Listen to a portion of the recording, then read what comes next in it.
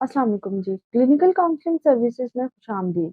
मैं हूँ माहिर नफ्सियात शमाल फीक और मैं उम्मीद करती हूँ कि आप सब लोग खैर आफियत से होंगे और अपने-अपने घरों में खुशहाल ज़िंदगियाँ गुज़ार रहे होंगे। तो व्यूअर्स, आज का हमारा टॉपिक है बुलिंग, यानी कि गुंडागर्दी।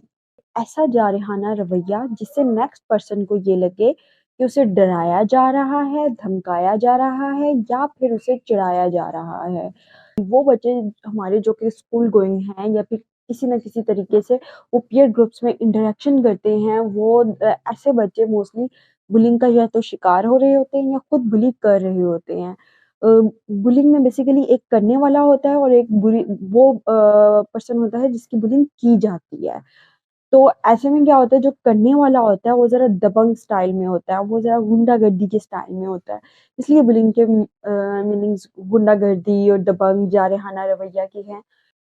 उसके बाद आते हैं वो बच्चे जो कि बुलिंग का शिकार हो रहे होते हैं, जो कि विक्टिम बन रहे होते हैं। ऐसे बच्चे मोस्टली बहुत ज़्यादा लो कॉन्फिडेंस के साथ होते हैं। अगर वो उनका कॉन्फिडेंस हो भी तो वो उस टाइम पे जब उनकी बुलिंग की जा रही है तो वो उस बुलिंग को फेस नहीं कर पाते और बिल्कुल ही पैसिव कम्युनिकेशन स्टाइल को अडॉप्ट कर लेते हैं और समटाइम इस तरह से होता है कि इस तरह के बच्चों का सेल्फ कॉन्फिडेंस और सेल्फ एस्टीम दोनों ही बहुत ज़्यादा लो हो जाते हैं।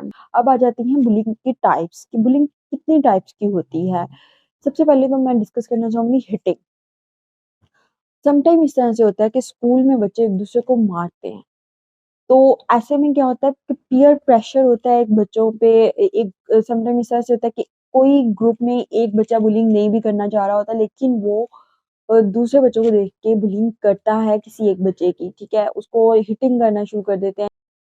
इसके अलावा बुलिंग की दूसरी टाइप स्नैचिंग आ जाती है कि किसी बच्चे का साज़ो-सामान हम छीन लेते हैं, बच्चे उसको छीन के अपने पास रख लेते हैं, किसी का टिफ़िन ले लेना, खाना ले लेना, मतलब कुछ भी ले लेना उससे उस चीज़ को स्नैच करके अपने पास रख लेना या समटाइम बच्चे बाद में दे भी देते हैं, लेकिन उस time for the sake of enjoyment वो कर रहे होते हैं, लेकिन उनको इतना आइडिया नहीं हो रहा था कि वो नेक्स्ट पर्सन को बुली कर रहे हैं। बैड नेम कॉलिंग, लाइक कुछ बच्चे मैं कुछ नाम लेना चाहूँगी कि कौन-कौन से अल्फ़ाज़ बच्चे एक-दूसरे के लिए यूज़ करते हैं। केकड़ा, चूहा एंड काला, ईसाई, मतलब ये वो नाम है जो बच्चों को खुद से नहीं आते। ये आपने कभी न कभी किसी लेवल पर उनको ज़रूर सिखाए होते हैं। आपने नहीं सिखाए होंगे तो वो पर्सन जिसने उनको कभी बुली किया होगा, उनको ये अल्फ़ाज़ बोले होंगे। लूज़र, अक्सर बच्चे एक-दूसरे को लूज़र लूज़र कहना शुरू हो जाते हैं। तो ये बहुत सारी चीज़ें हैं जो कि हम एनवायरनमेंट में बच्चों को सिखा रहे होते हैं, तो किसी न किसी पे जाकर इम्प्लीमेंट ज़रूर करते हैं। अब अगर हम बुलिंग की रीज़न्स की बात करें तो इसमें सबसे मेन रीज़न टॉक्सिक पेरेंटिंग आ सकती है और पीयर प्रेशर आ सकता है। टॉक्सिक पेरेंटिंग इस तरह से आ सकती है कि हम बच्चे को वही मैंने जिस तरह से पहले बात की कि किसी न किसी लेवल पर बुली कर रहे होते हैं, कुछ न कुछ उसको कह रहे होते हैं, कभी न कभी ग्रेड्स के मामले में या किसी अच्छी आदत जो हम किसी दूसरे बच्चे में देख लें, तो हम अपने बच्चे को बुली करना शुरू कर देते हैं। तो बहुत कुछ ऐसा है जो कि हम खुद करते हैं और फिर हमारा बच्चा उस चीज़ को इम्प्लीमेंट करता है। फिर पीयर प्रेशर भी एक चीज़ ऐसी होती है कि अगर आपका बच्चा बुली करता है, तो उसको उसी टाइम पे रोकें। आप नहीं रोकेंगे तो वो स्कूल में जाएगा, स्कूल में कुछ बच्चे उसी की तरह के होते हैं, आप ही के पेरेंटिंग स्टाइल्स के साथ वो भी पले होते हैं। तो वो क्या करते हैं, ऐसे बच्चों का एक ग्रुप बन जाता है और वो किसी दूसरे बच्चे की बुलिंग करना शुरू कर देते हैं। अब बात आ जाती है कि स्कूल में अगर बच्चे इस तरह का रवैया शो कर रहे हैं, तो ऐसे में पेरेंट्स को, टीचर को या स्कूल काउंसलर को क्या करना चाहिए? तो सबसे पहले तो मैं बात करूँगी start communication with your child. जब बच्चा 4 से 5 साल की उम्र का होता है, तो आप उससे प्रॉपर्ली बैठ के कम्युनिकेट करें।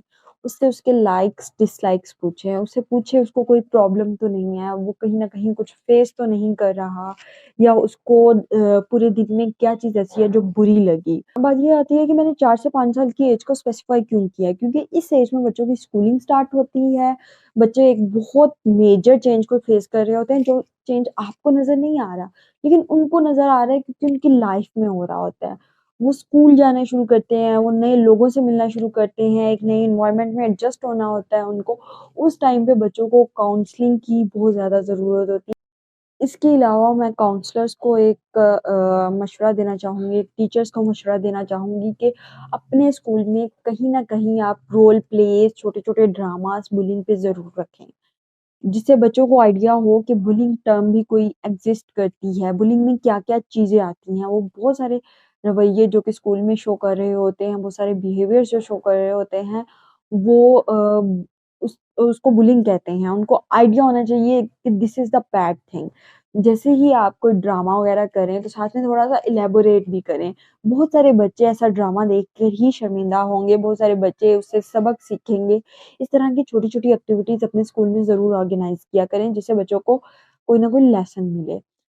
इसके बाद मैं बात करूँगी इग्नोरेंस की। बच्चों को इग्नोर करना भी लाज़मी सिखाएँ कि आपने हर बात को अपने दिल पर नहीं लेना, आपने हर बात पे हर्ट नहीं हो जाना। समटाइम मज़ाक में नेक्स्ट पर्सन वाक़ई में आपसे मज़ाक कर रहा होता है, तो उसको आपने उस हद तक सीरियस नहीं लेना, ठीक है? तो इस तरह से आपने बच्चों से थोड़ा-सा कम्युनिकेट भी करना है कि उनको थोड़ी बहुत फ्लेक्सिबिलिटी भी सिखानी है। इसके बाद मैं बात करूँगी रोल प्ले और रोल रिवर्सल टेक्नीक की। ये टेक्नीक काउंसलर्स और टीचर्स भी इम्प्लीमेंट कर सकते हैं। आपने दोनों बच्चों को आमने-सामने बिठाने के बाद आपने उनको इंस्ट्रक्शंस देनी है कि एक-दूसरे का रोल प्ले करें। सबसे पहले अपना रोल प्ले करें कि किस तरह से उनकी लड़ाई हुई थी। पहले पर्सन ने दूसरे पर्सन को क्या बोला था, दूसरे पर्सन ने पहले पर्सन को क्या बोला था और उनका आपस में क्या मैटर चला था। देन आपने क्या करना है, आपने उनके रोल्स शिफ्ट कर देने हैं। वो बच्चा जिसने बुलिंग की थी, उसका रोल आपने दे देना वो उस बच्चे को जो कि उसका विक्टिम हुआ था और वो बच्चा जो कि विक्टिम हुआ था, उसका रोल आपने दे देना है उस बच्चे को जिसने बुली की थी। जब वो बच्चा जो कि विक्टिम हुआ था, वो उस टाइम पे आपके सामने बैठकर नेक्स्ट बच्चे को बुलिंग करेगा, तो उस टाइम पे वो बच्चा बुरा फ़ील करेगा। तो डेफ़िनिटली वो बच्चा वही जवाब देगा जो कि पहले विक्टिम बच्चे ने उसको जवाब दिया था और उसको आइडिया भी होगा कि नेक्स्ट पर्सन को किस तरह से बुरा फ़ील होता है, ये एक बैड एक्ट है। अच्छा ये टेक्निक करने के बाद आपने बच्चों को थोड़ी-सी मॉरल स्टोरी भी उसको सुना देनी है कि ये एक बुरी बात होती है, थोड़ा-सा आपने इलैबोरेट कर देना है अपने अल्फ़ाज़ में कि ऐसा करना चाहिए या नहीं करना चाहिए, जो लोग ऐसा करते हैं उनको किस तरह के लोगों में काउंट किया जाता है। तो मैं उम्मीद करती हूँ कि आप सब लोग अपने-अपने घरों पे इस चीज़ को प्रैक्टिस करेंगे और अपने बच्चों की ग्रूमिंग के लिए उनको हेल्प आउट करेंगे और इसी सब के साथ मुझे यानी माहिर नफ्सियात शमाल को इजाज़त दीजिए और मेरे चैनल को सब्सक्राइब करना मत भूलिएगा। अल्लाह हाफ़िज़।